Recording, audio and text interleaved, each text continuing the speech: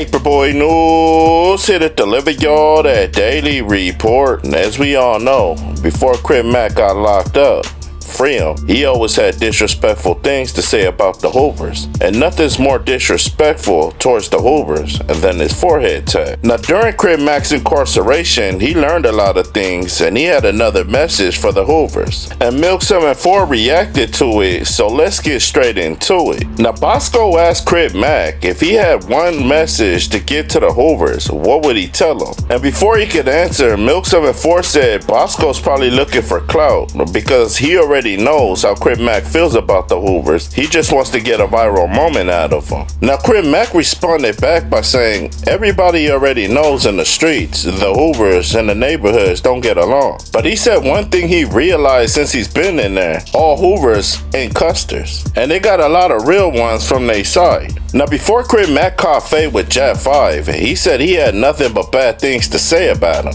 Now Crip Mack said he already understood that because of his forehead tat and what he be saying about the Hoovers online, he knew that he'd eventually have to run that fade with Jap5. Now even though Crip Mack caught fade with Jap5 and he lost, that's not the point. You know, salutes up to him for not rolling it up and catching his fade with his ops like a man, win, lose, or draw. Now Crip Mack said one thing he likes about Jap5 is he takes care of his kids, but due to the areas that we hang out at, it forced us to be enemies. Now when Milk74 heard that, he said that's how you know Crip Mack's not from Los Angeles, because he said even though I'm from Hoover, I already know they got a bunch of real ones from the other side, and I didn't need to get locked up to understand that. I learned that in the streets. Now Milk said when you go to LA County Jail and you gang affiliated, you gon' catch fade with your enemies. But he said that's when he knew Crip Mack was a custer, when he jumped online and bragged about how his op whooped his ass. Now Milk said he believes the reason why Crip Mack's saying all of these good things about the Hoovers is because of his forehead tat. And he finally realized that there's a bunch of real ones that's locked up in there.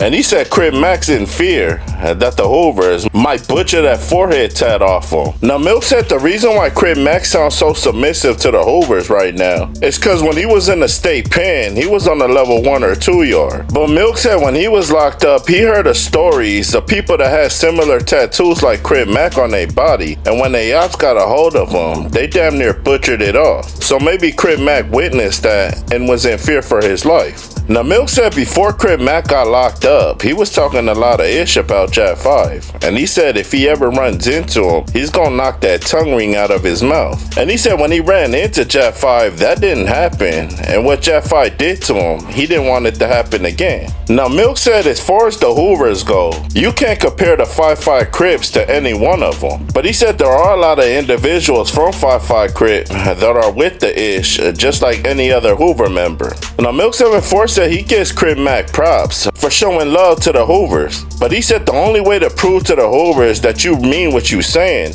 is to remove your forehead tat. Now Milk said if Crip Mack does decide to get that forehead tat removed, he'll get farther in life. And he said it's not only beneficial for him, but he got a family now. Then Milk says Crip Mack should consider himself lucky and fortunate enough to have money to pay for a good lawyer, because in reality, you were supposed to be locked up for a long time because you kept getting arrested and getting out off of burner charges until the feds picked it up.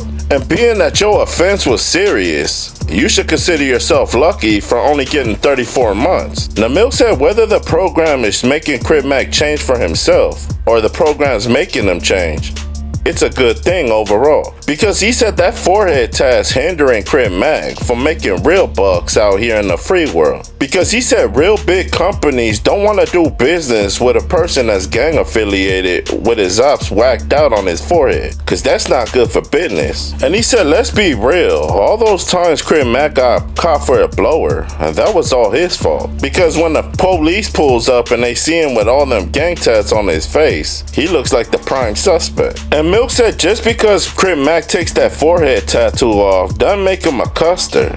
And it's not like anywhere he goes and his ops or anybody sees him, they still gonna know who he is. But with his forehead tattoo removed, that could be the difference between his ops catching him and just packing him out. Or he decides to keep that forehead tat on his forehead and the ops catch him and see that and smoke him. Now Milk said there's a lot of real ones from every section that don't get gang tattoos, and it's not because they don't love they set, they just know the attention it draws towards them. Now salutes out to Milk74 for dropping that solid reaction, and hopefully Crip Mack comes out and changes his life so he can stay free for his daughter. But y'all like, share, and subscribe to the channel. Y'all let me know what y'all think down in that comment section. Paperboy Newsstand, y'all be safe and stay dangerous out there. Count.